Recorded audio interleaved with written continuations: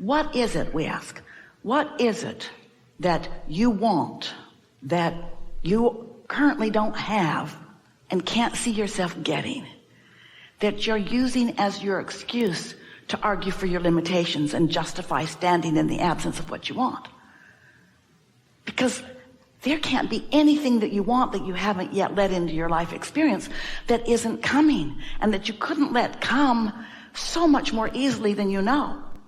What is it that you want that you don't have, that is bothering you so much that you keep defending not having it by pointing out your own limitations or somebody else's? Because when you cut that out, when you stop pushing against what you don't have, everything you want will flow right in.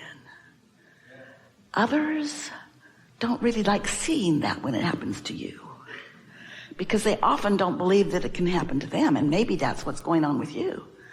Maybe when you see others thriving, you don't feel so good about it because their thriving points out areas where you want to thrive and you're not. But when you understand that you and everyone else deserve what you want, and that this life will help you to figure it out, and it's a big enough place. We're not just talking about the universe. It is big enough. We're talking about life experience on planet Earth is big enough for everybody to get what they want without stepping on anybody else's toes. You don't know that. We love you so much because you've got shortage consciousness. You think there's only one pie that you're dividing up, and you're worried if that person gets a bigger share of the pie than you think they deserve, then they'll be depriving somebody else. But that's because you don't understand the pie is expansive. The pie is not finite. It's infinite. It gets bigger every time you know what you don't want and you ask for more. It gets bigger and bigger and bigger and bigger and bigger, and it can satisfy all of you. There is no shortage consciousness with source. But if it exists within you, then you might be using that as your excuse to not let something in. It costs too much. I don't deserve it. My mother would have never had one of those. Those people don't have it. You can't get poor enough to help poor people get rich or even find well-being. You can't get confused enough to bring clarity to somebody who's confused. You can't get sick enough to help somebody get well, because you being well isn't why they're sick, and you being prosperous isn't why they're not. Everyone has access to the resources. You've been asking for them, and we think it's time that you cash in your vibrational chips, because you're more than you know, but not because you were more because you were born, but because you are more since being in this physical body. You just become more and more and more.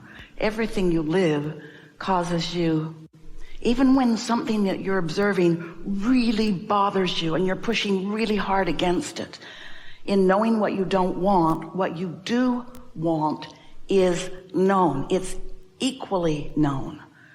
The more you don't want it, the more you want this.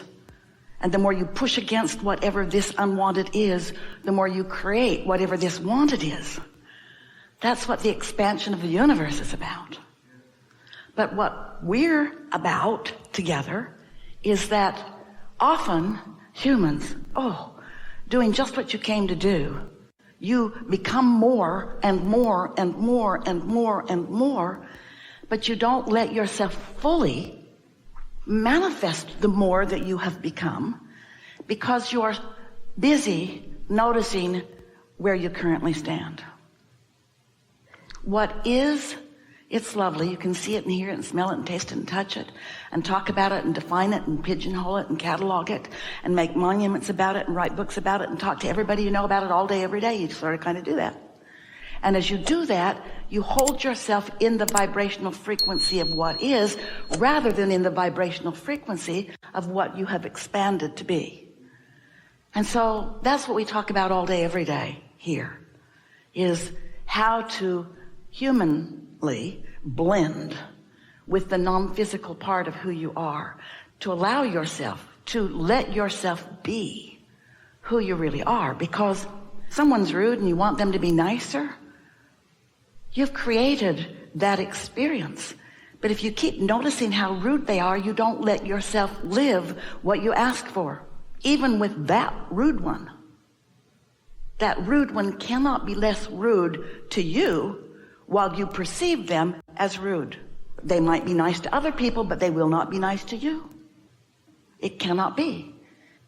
You are vibrationally matching all day, every day, what you are offering vibrationally. And that's, we know. You can see and you can hear and you can smell and you can taste and you can touch because you are interpreting vibration in that way and you don't even know you're doing it. But when you are mad at someone, when you feel insecure, when you feel taken advantage of, when you feel like you are a victim, the law of attraction matches you up with stuff like that, which just makes you say, see, I told you. I told you.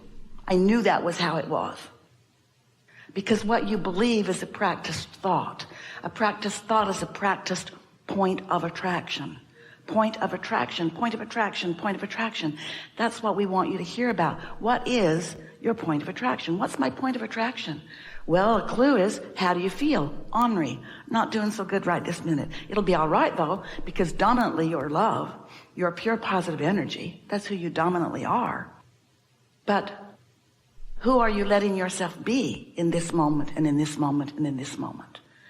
There is this constant relationship between who you are presently in terms of what you're emitting vibrationally and therefore attracting vibrationally, and who the larger part of you, your inner being, that soul source part of you, that God part of you that was before you came into this body and still exists. And with everything you ask for, everything you live, that part of you that becomes more, that part of you, non-resistant in nature, pure love and understanding and appreciation, never hatred, never pushing against, never feeling insecure, never pushing against you, never judging you, never devaluing you, never hating you, never harming you, never offering anything negative about you or about anyone. But as you stand in an attitude justifying your madness or your meanness or your negative response, your knee-jerk response to something unwanted and unwarranted, as you offer your knee-jerk response of that, you cause a vibrational difference between you and who you really are, and you feel that difference. That's what negative emotion is. Every time you feel negative emotion, what you're feeling is the vibrational difference between who you are as this pure positive energy love force and who you're being right now in your confusion of who you are or who they are. In your holding to the now reality that you don't want, and more important, in your disallowing the new reality that you have just given birth to. You can't continue to become and become and become and become and become and become, and you are all day, every day, and not let yourself go there without feeling the tug of war. And it's not a tug of war that's caused by somebody else. Oh, maybe they influenced because they are rotten. But as you observed them and you concluded their wrongness and you push against them, what you're really doing is pushing against you. It's hard to hear for quite a while after Jerry and Esther began playing with us. One or the other of them would argue with us. Abraham, I think you need more information about that one. Because it was just hard to conceive that someone that rotten from their perspective could be loved by source. And the fact that they were loved by source and hated by Esther was what Esther's problem was. They're not the problem. Esther's misunderstanding of her relationship with who she really is was the problem. We're just encouraging you not to calibrate to where the power isn't. Calibrate to where it is. We'll be very brief here. It's like what conditional love is. If you can change this condition so that when I look at it, I'll feel better, then I'll feel better. But it trains you into looking for love in all the wrong places, looking for alignment in all the wrong places. So that's what that's about. Of course, it's wonderful. When you take your bag of marbles that is all lighted up with love and appreciation, people are going to fall all over you doing nice things for you. And we're not encouraging you to say, no, go away from me. We just want you to be in the vibration that attracts it, not need to see it in order to have it. That's the difference.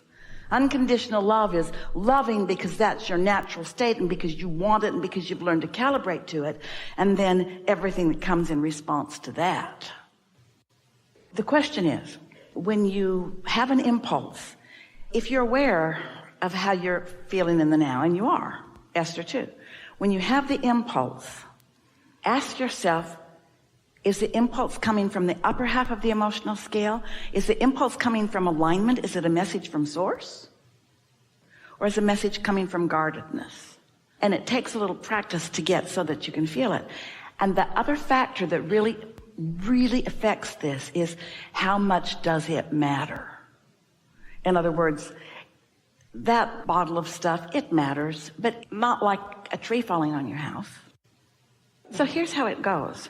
So let's say that you are considering that from the lower half of the scale because you're a practical person and because you like to stay ahead of things. You don't like to get into debt and you like to do the things that you mean to do. In other words, you're deliberate about the way you live your life. And so let's say that you are feeling some vulnerability and a little annoyance about it, not much, concern and vulnerability. Let's leave it there, which are strong negative emotions if that's the case.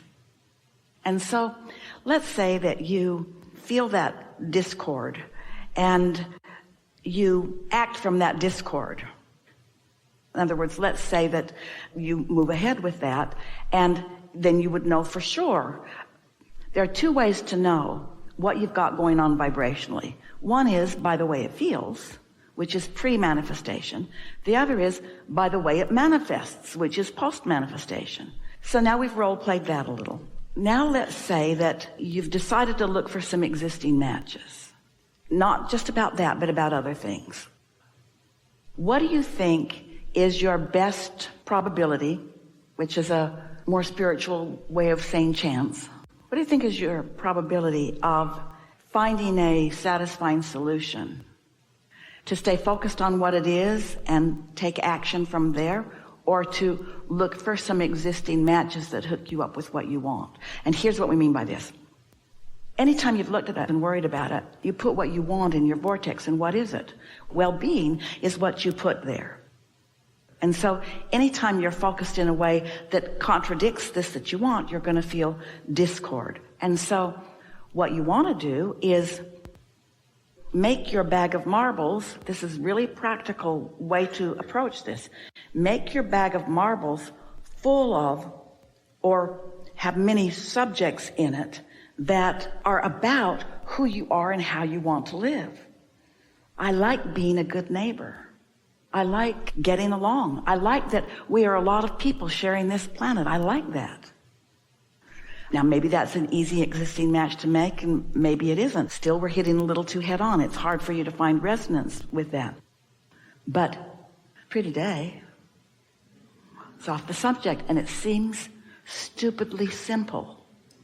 But when you do that, your bag of marbles changes just a little bit. I like how when it really matters, I usually figure it out. You know that's true about yourself. I like how things do work out for me. I like how things work out for most people. Different vibration. Existing matches. Easy matches. Easy things for you to focus on that your inner being is also focused upon.